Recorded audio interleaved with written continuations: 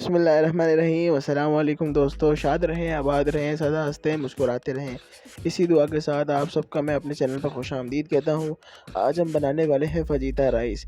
देखने के अंदर भी बहुत खूबसूरत लगेंगे, जायके में तो कमाल के ही होंगे। निवाले निवाले में इसका जायका आएगा।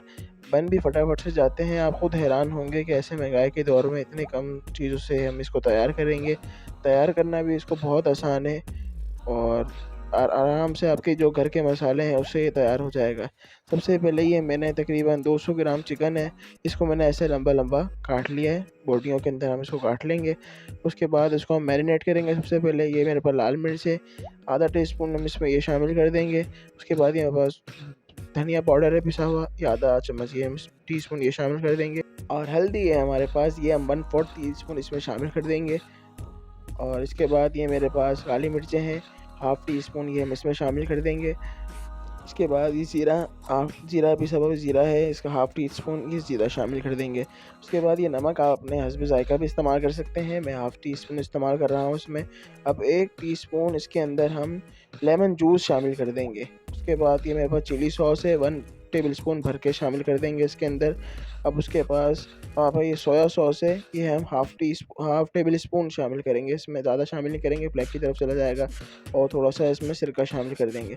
अब इसको अच्छी तरह हम मिक्स कर लेते हैं और आप इसको हाथ की मदद से भी मिक्स कर सकते हैं, ताकि इसको हमने मिक्स बहुत अच्छी तरह करना है ताकि इसके जो एक बोटी है उसके अंदर इसका मसाला सही से लग जाए। चलें, जिसको हम मिक्स हो गया है। अब इसको मैरिनेट होने के लिए छोड़ देंगे, 1 से 1.5 घंटे के लिए ढक के रख देंगे हम इसमें। और अब सबसे पहले हम चावल बॉयल कर लेते हैं। ये मेरे पास पानी है, इसके अंदर मैं नमक शामिल करूँगा और चावल 1 पाव मेरे पास तकरीबन चावल है, मैं इसको बॉयल करके निकाल लूँगा। ये चावल मैं इसमें शामिल कर देता हूँ। ये देखें, ये चावल है, चावल शामिल करके मैं इसको टोटल कुक करके, मतलब कच्चा नहीं रखूँगा, इसको मुकम्मल कुक करके इसको मैं अलग कर लेता हूँ जी। तो अब बारी है जो हमने मैरिनेट किया था उसको तैयार करने की। तो अब हम सबसे पहले कढ़ाई के अंदर तेल ले लेते हैं। ये तकरीबन 2 टेबल स्पून तेल है, इसमें शामिल कर देंगे। तेल को गर्म होने देते हैं, तेल गर्म हो जाए उसके बाद जो ये हमारे पास ये मैरिनेट हुआ गोश्त था, ये हम इसमें शामिल कर देते हैं। अच्छी तरह से हम इसको साफ़ कर लेंगे। चलें जी, ये शामिल हो गया।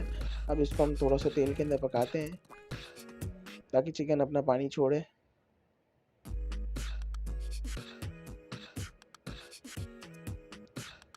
चलें जी, इसमें देखें, इसको हम अच्छी तरह पका रहे हैं और ये देखें चिकन ने अपना पानी छोड़ना शुरू कर दिया है। अब मैं इसको 4 से 5 मिनट के लिए ढक के रख दूँगा ताकि चिकन सही से गल जाए। चलें, 4 से 5 मिनट हो चुके हैं, अब चिकन गल चुकी होगी।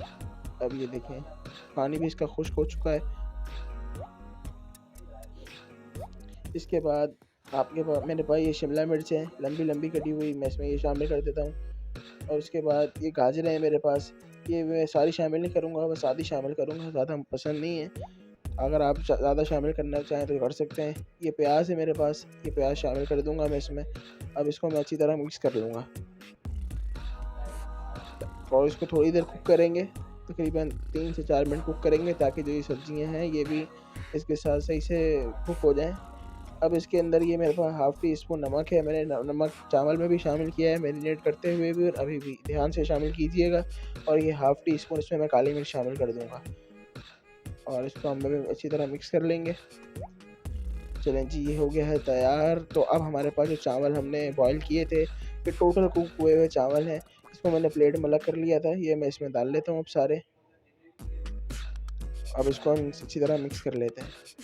इस मौके पे आपने फ्लेम बिल्कुल ऑफ नहीं करना और आपने फ्लेम चलता रहना है, मीडियम हमारा फ्लेम रहेगा। और इसको हम अच्छी तरह चावलों को इसमें भूनेंगे थोड़ी देर।